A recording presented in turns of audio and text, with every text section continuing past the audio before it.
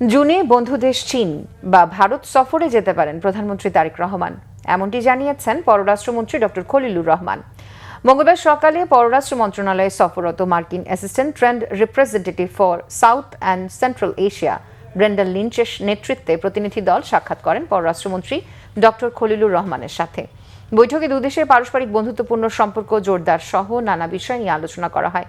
বৈঠক শেষে সাংবাদিকদের সাথে আলাপকালে পররাষ্ট্রমন্ত্রী বলেন, তিস্তা মহাপরিকল্পনা নিয়ে চীন সফরে আলোচনা হবে। তিনি বলেন, তিস্তা চুক্তি পশ্চিমবঙ্গের নতুন সরকারের আমলে হবে কিনা সে বিষয়ে সিদ্ধান্ত নেবে ভারত।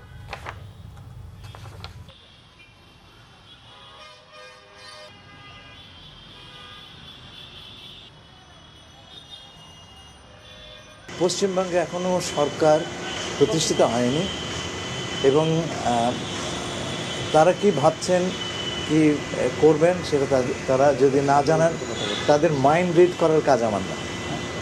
তো তারা প্রত্যাশা থাকবে যাতে করে এই চুক্তিটা যেটা হয়েছিল তখন সেটা আমরা বর্তমান পরিস্থিতিতে সেটা আমরা কনসিডার করতে পারি কিনা, কিন্তু সেই জন্য তো বসে থাকা চলবে না।